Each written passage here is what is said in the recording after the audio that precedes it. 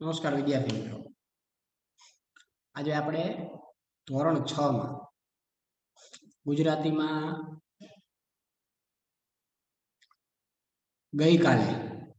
ગયા લેક્ચરમાં આપણે કાવ્ય લોકગીત જોયું હતું, આલા લીલા વાસળિયા. હવે આપણે 11મું ચેપ્ટર પાઠ એક જાદુઈ પત્રની વાર્તા એ આજે આપણે જોશું.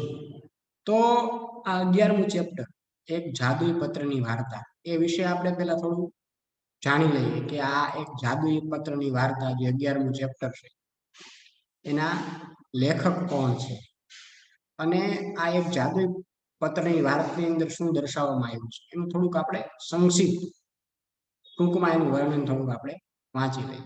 તો પહેલા આ પાઠના લેખક વિશે થોડું જાણીએ. આ પાઠના લેખકનું નામ છે ડોક્ટર રતિલાલ બોરીસાગર.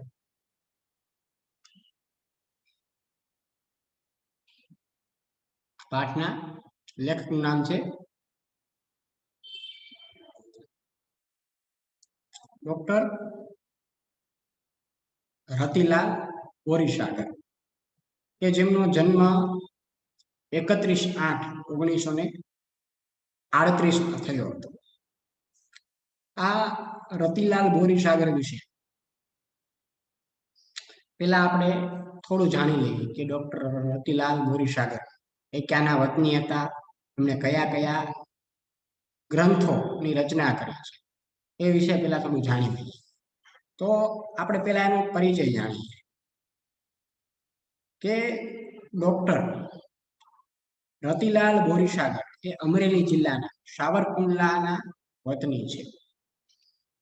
જે આ એક જાદુઈ પત્રની વાર્તા એના લેખકનું નામ છે ડોક્ટર રતિલાલ બોરીસાગર કે જેમનો જન્મ 31/8/1938 થયો હતો. એ ડોક્ટર રતિલાલ બોરીસાગર એ અમરેલી જિલ્લાના સાવરકુંડલાના એ વતની છે અને હાલ એ અમદાવાદમાં રહે છે.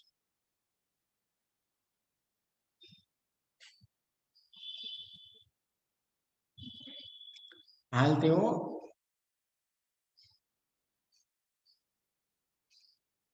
અમદાવાદમાં રહે છે. તેઓ ગુજરાત રાજ્ય શાળા પાઠ્યપુસ્તક મંડળ ગાંધીનગરમાં નાયબ નિયામક રહી ચૂક્યા છે. જે આ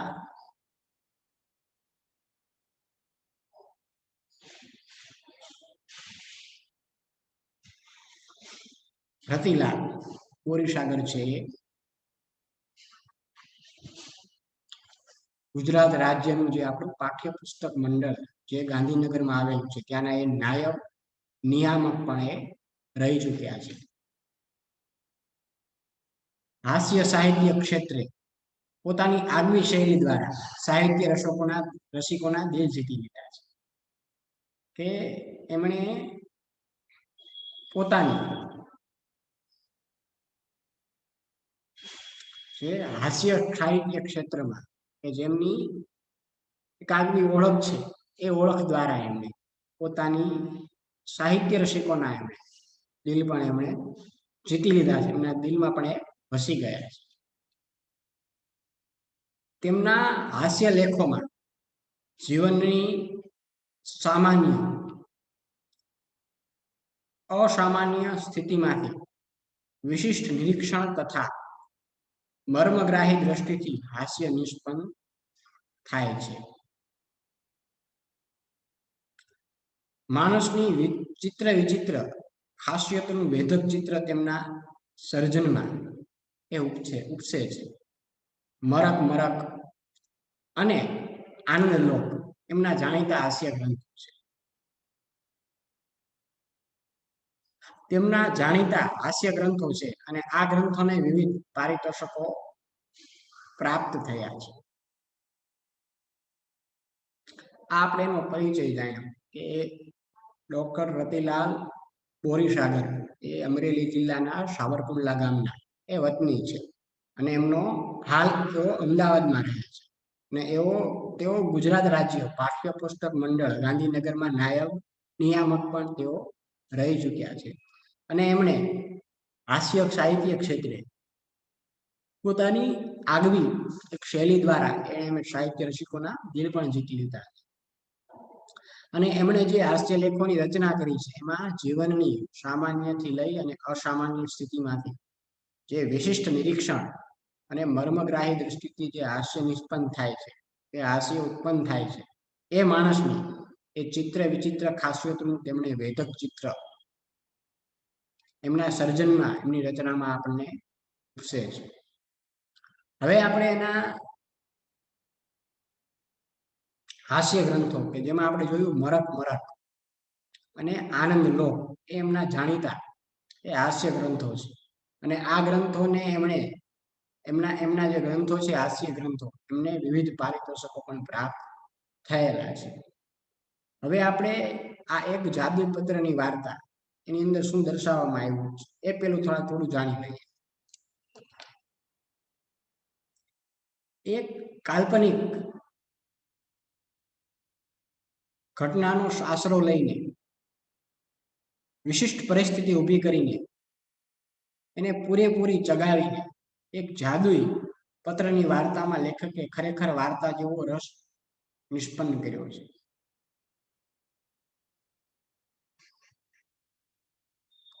આ જે આપણે જોઈ રહ્યા છીએ એક જાદુઈ પત્રની વાર્તા, એ એક કાલ્પનિક ઘટનાનો એક આશરો લઈ અને વિશિષ્ટ પ્રકારની એક પરિસ્થિતિ મને ઊભી કરી અને એને પૂરેપૂરી રીતે ચગાવીને એક આ જાદુઈ પત્રની વાર્તા એમાં લેખકે વાર્તા જેવો એક વાર્તા જ લાગે એવો રસ એમણે નિષ્પન્ન કર્યો છે, ઉત્પન્ન એમણે કર્યો છે. અને આ પ્રસંગોની રજૂઆત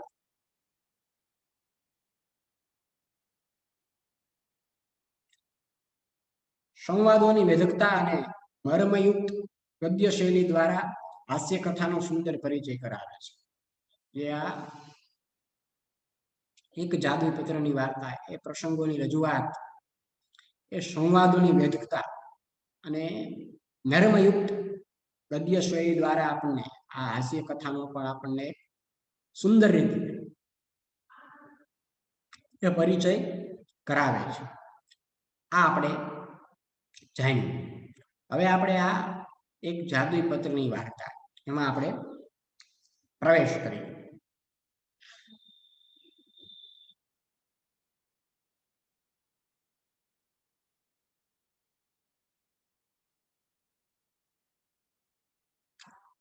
નિરંજન એક રવિવારે મારે ત્યાં આવ્યો અને કહે, ચાલ આજે આપણે પહેલા શોમાં ફિલ્મ જોવા જવું છે. અહીં કોઈ એમના મિત્ર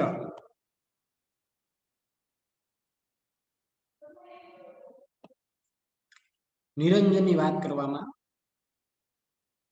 આવી છે કે એમણે કહ્યું કે જે નિરંજન તેમનો મિત્ર હતો, એક રવિવારે લેખક કહે છે કે મારા ઘરે આવ્યો અને મને કહેવા લાગ્યો કે ચાલ આજે આપણે પહેલા શોમાં ફિલ્મ જોવા જવું છે. ટિકિટ લાવ્યો છે? મેં પૂછ્યું. લેખકે જ્યારે પહેલા એ પૂછ્યું કે પહેલા કહ્યું કે આજે પહેલા શોમાં આપણે ફિલ્મ જોવા જવું છે, તો લેખકે પૂછ્યું કે તું ભાઈ ટિકિટ લાવ્યો છે? લેખકે કહ્યું કે મેં પૂછ્યું. એટલે પહેલા એ કહ્યું કે ના, ટિકિટ તો નથી લીધી, પણ એમ કરીને અટકી ગયો. એ પેલા વ્યક્તિએ કહ્યું હતું કે લેખકે જ્યારે પૂછ્યું કે તું ટિકિટ લાવ્યો છે, તો પહેલા કહ્યું કે ટિકિટ તો નથી લાવ્યો, પણ પછી લેખક કહે છે કે ટિકિટ ન હોય તો આજે રવિવારે ફિલ્મ જોવાની વાત પણ કેવી રીતે થઈ શકે. આપણે પણ આ જમાનામાં આપણે પણ અત્યારે આપણે જાણીએ છીએ કે કોઈ પણ ફિલ્મ જોવા આપણે જઈએ તો રવિવાર હોય તો આપણે એડવાન્સ ટિકિટ રિઝર્વેશન કરાવીએ, અથવા ઓનલાઈન અત્યારે તો આપણે મોડેલિંગ જમાનો, ડિજિટલ જમાનામાં આપણે ટિકિટ ઓનલાઈન મોબાઈલ દ્વારા અથવા લેપટોપ દ્વારા, કોમ્પ્યુટર દ્વારા આપણે એને બુક કરીએ છીએ. પણ આ વ્યક્તિએ તો ટિકિટ જ નહોતી લીધી, એટલે લેખકે કહ્યું કે તે ટિકિટ નથી લીધી તો પછી રવિવારે ફિલ્મ જોવાની વાત કઈ રીતે થઈ શકે? તું ચાલ તો ખરો, કઈ મેળ પડી જાય તો ઠીક છે, નહીતર પાછા. એટલે પેલા વ્યક્તિ જે પેલો નિરંજન હતો એને કહ્યું કે ના મેં ટિકિટ તો નથી લીધી. એટલે લેખકે કહ્યું કે ટિકિટ ન લીધી હોય તો રવિવારે ફિલ્મ જોવાની વાત કઈ રીતે થઈ શકે? એટલે પેલા વ્યક્તિએ નિરંજને કહ્યું કે તું ચાલ તો ખરો, કાંઈ મેળ પડી જાય એટલે કાંઈ જોવાનો મેળ પડી જાય તો ઠીક છે, નકર પછી આપણે પાછા વયા આવીશું. થિયેટર બહુ દૂર ન હતું ને ઘેર ખાસ કામ ન હતું, એટલે હું એની સાથે નીકળ્યો. પણ થિયેટર પર હાઉસફુલનું પાટિયું ઝૂલતું. લેખકે કહ્યું કે એ એમના ગામથી અથવા એમના ઘરથી કાંઈ થિયેટર સિનેમા દૂર નહોતું.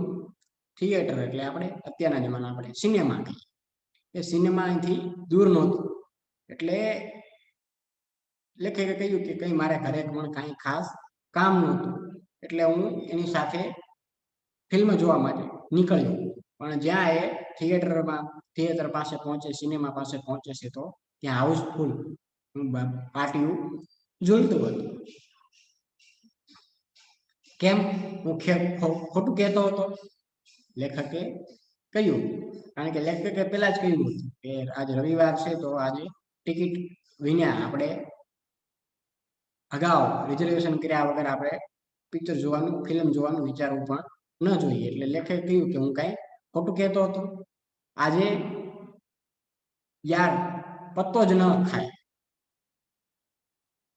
કે આજે તો પત્તો જ ન ખાય. મેં કહ્યું, નિરંજન ઘડીભર તો જખવાળો પડી ગયો, પણ એકાએક એનો ચહેરો ચમક્યો ને ખિસ્સામાંથી એક કાગળ કાઢીને મારા હાથમાં મૂક્યું. છાપેલા લેટર પર ઉપર કશું લખ્યું હતું. મેં ઘણીવાર ખરાબ અક્ષરોમાં લખાયેલું વાંચ્યું, એટલે કે વાંચવાનો પ્રયત્ન કર્યો છે. મારા પોતાના અક્ષર પણ કાંઈ બહુ ખાસ સારા નથી, પણ આ પત્રના અક્ષરો જેવા ખરાબ અક્ષરો મેં આજ સુધી ક્યારેય જોયા ન હતા. લેખકે કહ્યું કે જ્યારે આ વાત થઈ ત્યારે નિરંજન એકદમ ઝંખવાળો બની ગયો, અને એ ઝંખવાળા પડી જવું, એ ઝંખવાળો પડી ગયો એટલે શું જોઈએ આપણે.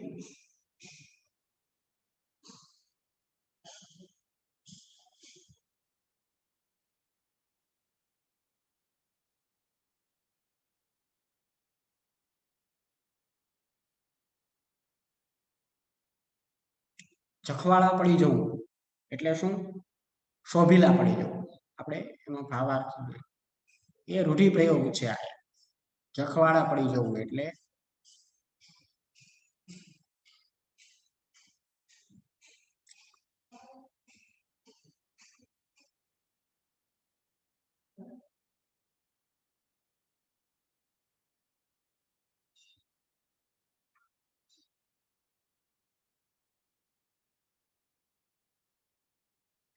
શોભીલા પડી જવું અથવા ખસિયાણ પડી જવું.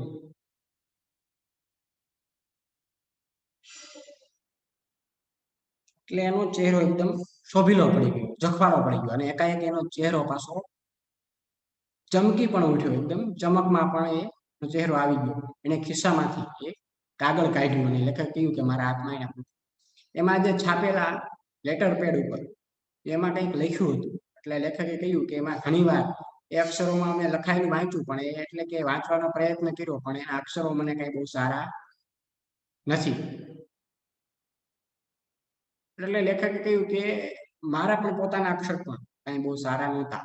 એટલે આ જે પત્રમાં જે અક્ષરો ખરાબ હતા, એટલા ખરાબ અક્ષરો આજ સુધી મેં ક્યારેય જોયા ન હતા.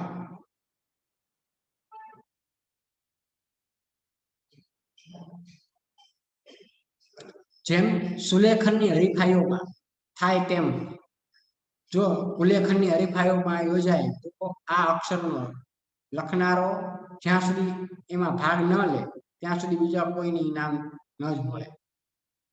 લેખકે કહ્યું કે સુલેખન એટલે કે સારા લેખનની જે આપણે જાણીએ છીએ એ સ્પર્ધાઓ થતી હોય છે. સુલેખન અને એવી જ રીતે લેખક કહે છે કે કુલેખનની સ્પર્ધા થાય. ખરાબ લેખનની જો હરીફાઈ યોજાય, સ્પર્ધા થાય, તો જે આ લેખકના હાથમાં જે કાગળ છે એ અક્ષરનો લખનારો જ્યાં સુધી આમાં ભાગ ન લે આ હરીફાઈમાં, ત્યાં સુધી કોઈને ઇનામ ન જ મળે. ખરાબ અક્ષરોમાં લખાયેલા પત્રોમાં લખાણ કદાચ પૂરેપૂરું ન ઉકલે તેમ બને, અરે જરા પણ ન ઉકલે એમ પણ બને, પરંતુ પત્ર કઈ ભાષામાં લખાયેલો છે એ તો ઉકેલવાનું બહુ મુશ્કેલ હોતું નથી. પણ આ પત્રમાં તો કઈ ભાષામાં લખાયેલો છે એની પણ સમજ પડે એમ નથી. લેખકે કહ્યું કે ખરાબ અક્ષરોમાં જે લખાયેલો પત્રમાં કદાચ આપણને એ ન ઉકલે એવું પણ બને, પણ એ જરા પણ ન ઉકલે એવું પણ બની શકે કે એક અક્ષર પણ આપણને ન ઉકલાય. પરંતુ આ પત્રમાં જે લેખકના હાથમાં જે કાગળ હતો એ પત્રમાં કઈ ભાષામાં લખાયેલો છે, લેખક કહે છે એ ઉકેલવું બહુ મુશ્કેલ નહોતું. પણ આ પત્ર કે જો કોઈ પણ આપણા હાથમાં પત્ર આવે તો એ પત્ર કઈ ભાષામાં લખાયેલો છે એ તો આપણને ખ્યાલ આવી જાય, ભલે અક્ષર ખરાબ હોય કે જેમ તેમ પત્ર લખાયેલો હોય, પણ એ કઈ ભાષામાં લખેલો છે એ આપણને ખ્યાલ આવી જાય. પણ આ પત્રમાં જે લેખકના હાથમાં જે કાગળ હતો એ કઈ ભાષામાં લખાયેલો હતો લેખક કે એની પણ મને સમજણ પડે એમ નહોતું.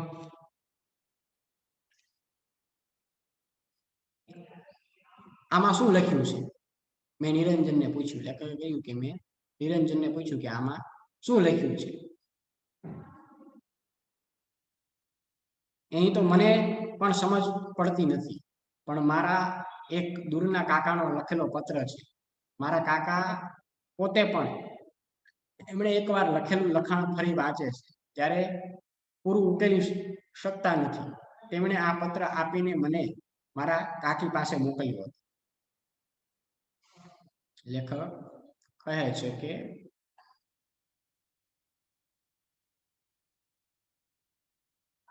લેખકે એને પૂછ્યું કે આમાં શું લખ્યું છે, એટલે નિરંજને કહ્યું કે એ મને પણ સમજણ નથી પડતી કે આ એક મારા દૂરના, એમને કહ્યું નિરંજને કે મારા એક દૂરના કાકાનો લખેલો પત્ર છે અને મારા કાકા પોતે પણ એમણે જે લખ્યું હોય એ પોતે પણ એકવાર વાંચે છે.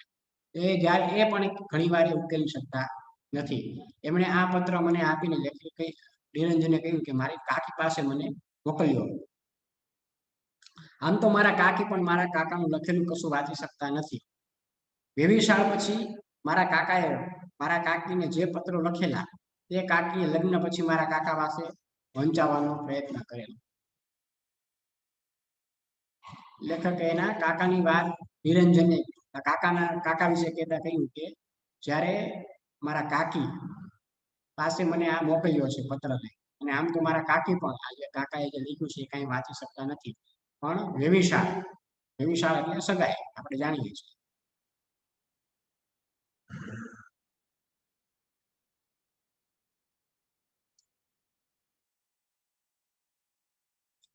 વેવિશાળ એટલે સગાઈ. એટલે કેવું કે સગાઈ પછી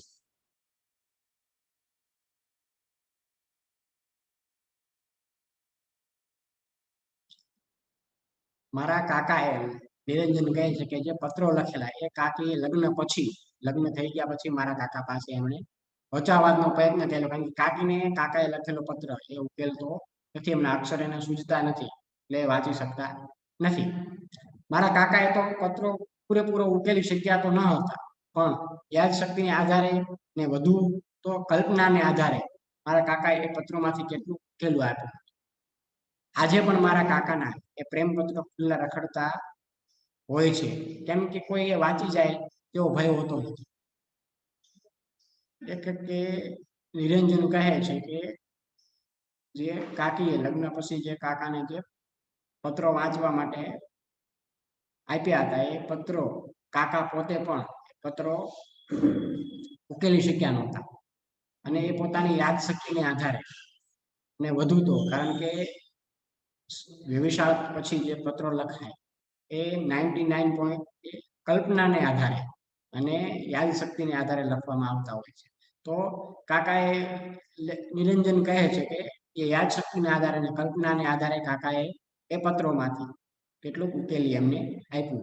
પણ આજે પણ મારા કાકાએ જે પ્રેમ પત્રો જે પોતાના કાકીને વેવિશાળ પછી એટલે કે સગાઈ પછી જે લખ્યા હતા એ પ્રેમ પત્રો આજે ખુલ્લા રખડતા જોવા મળે છે ઘરમાં. કારણ કે એ કોઈ વાંચી જાય એવો ભય જ નહોતો, કારણ કે કોઈને ઉકેલી શકે નહીં, એટલે એવો કોઈ વાંચી જશે એવો કોઈ ભય હોતો નથી. નિરંજન એના કાકાના અક્ષરો ઉકેલી શકતો ન હતો, પણ એ અક્ષરો વિશેનો એનો અભ્યાસ ઘણો ઊંડો હોય એમ લાગ્યું. નિરંજન થોડી વાર માટે અટક્યો. એનો લાભ લઈ હું બોલ્યો, હા, પણ એનું અહીં શું છે? ફિલ્મ ન જોવાય એટલે શું? આ પત્ર ઉકેલવામાં 3 કલાક ગાળવા છે? અને જો એવો વિચાર હોય તો મારો સ્પષ્ટ મત છે કે 3 કલાક તો શું, 3 ભવે આ ન ઉકલે. લેખકે નિરંજનને કહ્યું કે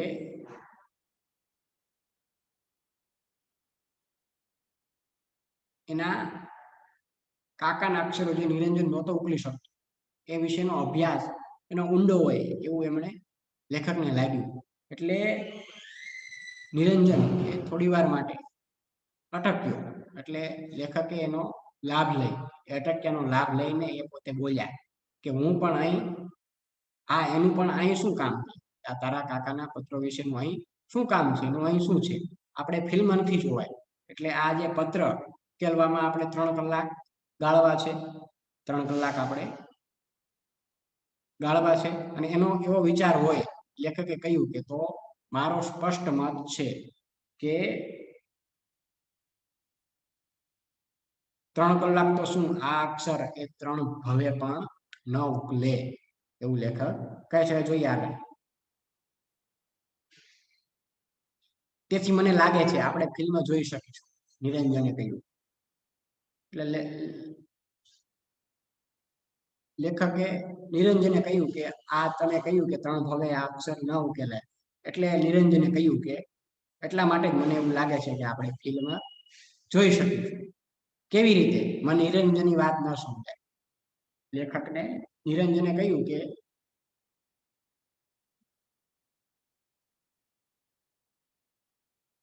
એ કેવી રીતે આપણે ફિલ્મ જોઈ, કારણ કે ફિલ્મ થિયેટર ઉપર તો હાઉસફુલની પાર્ટીઓ લાગે, છતાં પણ નિરંજને કહ્યું કે આપણે ફિલ્મ જોઈ શકીશું. એટલે એ કેવી રીતે? કારણ કે લેખકને નિરંજનની વાત ન સમજાય.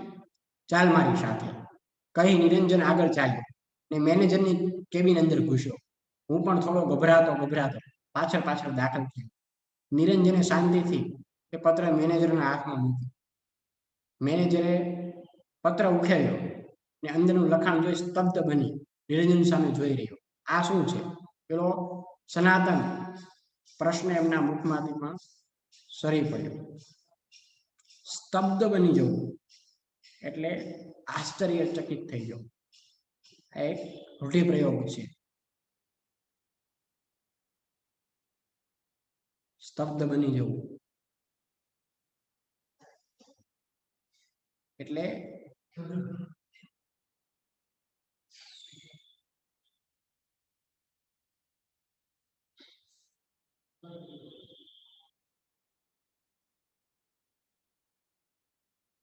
આશ્ચર્ય,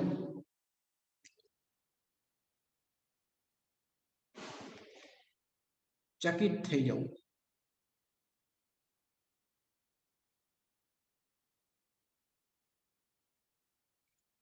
સ્તબ્ધ બની જવું એટલે આશ્ચર્યચકિત થઈ જવું. એટલે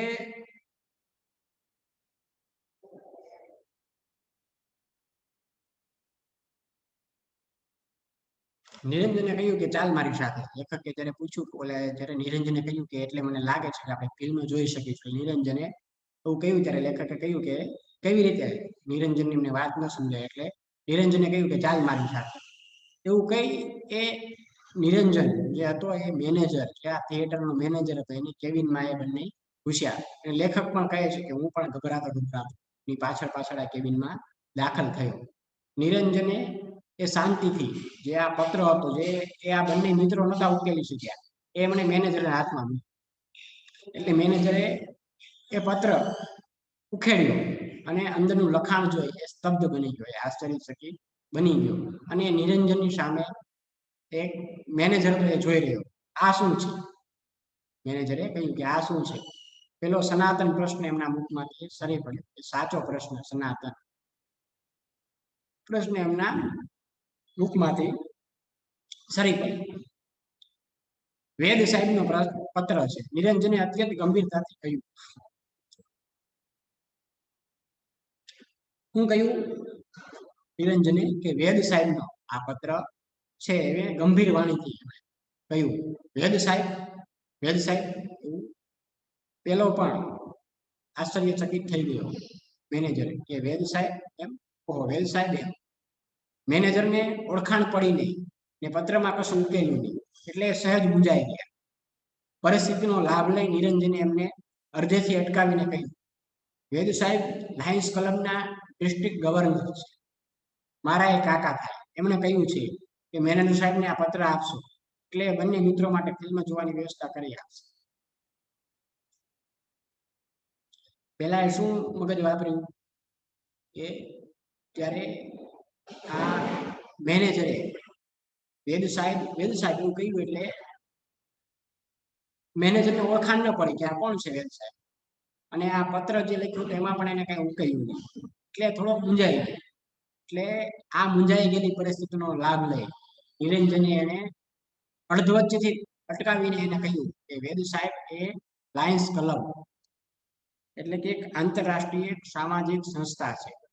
લાયન્સ ક્લબ એટલે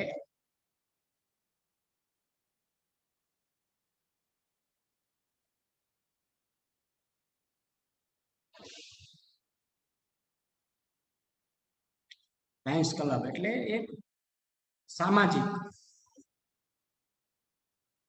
એક આંતરરાષ્ટ્રીય એક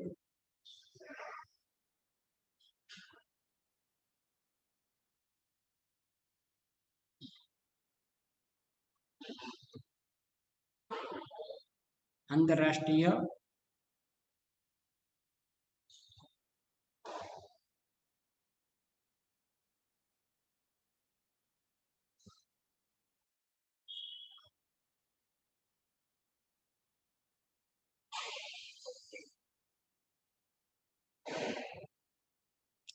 આંતરરાષ્ટ્રીય એક સામાજિક સંસ્થા જેને આપણે લાયન્સ ક્લબ કહીએ છીએ. એમણે કોણે કહ્યું આવું? નિરંજન. કારણ કે ઓલા મેનેજરે એવું પૂછ્યું હતું કે આ વળી વેદ સાહેબ કોણ છે, એટલે આ પરિસ્થિતિનો લાભ ઉઠાવી અને નિરંજને કહ્યું કે વેદ સાહેબ એટલે ડિસ્ટ્રિક્ટ લાયન્સ ક્લબના ડિસ્ટ્રિક્ટ ગવર્નર છે. આંતરરાષ્ટ્રીય સામાજિક સંસ્થા એટલે લાયન્સ ક્લબના ડિસ્ટ્રિક્ટ ગવર્નર છે અને એ મારા કાકા થાય એવું નિરંજને કહ્યું. અને એમણે કહ્યું છે, કોણે કહ્યું આવું? નિરંજને કે મેનેજર સાહેબને આ પત્ર આપજો. આ જે પત્ર જે લેખક ને આ નિરંજન નહોતા ઉતારી શક્યા એ આ મેનેજર થિયેટરનો મેનેજર પણ એ નહોતો ઉકેલી શક્યો એ પત્ર એ વેદ સાહેબે જે લાયન્સ ક્લબના ડિસ્ટ્રિક્ટ ગવર્નર છે જે એક આંતરરાષ્ટ્રીય સામાજિક સંસ્થા લાયન્સ ક્લબ એ એના ગવર્નર છે અને એમણે એ મારા કાકા થાય એવું ને એમણે કહ્યું હતું કે આ પત્ર એ મેનેજર સાહેબને આ આપજો એટલે એ બંને મિત્રો ને તમને ફિલ્મ જોવાની વ્યવસ્થા કરી આપશે. આ જેવો પત્ર તમે એને શું પ્રસ્તાવ મૂક્યો કે વેદ સાહેબે કહ્યું છે કે આ પત્ર મેનેજર સાહેબને આપજો એટલે તમને બંનેને ફિલ્મ જોવાની વ્યવસ્થા પણ એ કરી આપશે. તો વિદ્યાર્થી મિત્રો અહીં સુધી આપણે આ ચેપ્ટરમાં આ લેક્ચરની અંદર આપણે જોયું કે કઈ રીતે આ લેખક અને નિરંજન જે પત્રના જે કોઈ નથી ઉકેલી શકતા એ પત્રનું એક બાનું લઈએ પત્ર લઈ કઈ રીતે ફિલ્મ જોવા માટે થિયેટરમાં ઘૂસે છે એ આપણે અહીં સુધી જોયું. આમાં જે આપણે શબ્દાર્થો જોયા પ્રયોગો જોયા એ તમારી ફેરફારમાં લખવાના રહેશે. હવે આગળના લેક્ચરમાં આપણે ફરીવાર આગળથી અહીંથી આગળ વધીશું. અત્યારે આપણે અહીં આ લેક્ચરને અહીં સુધી આપણે રાખીએ છીએ.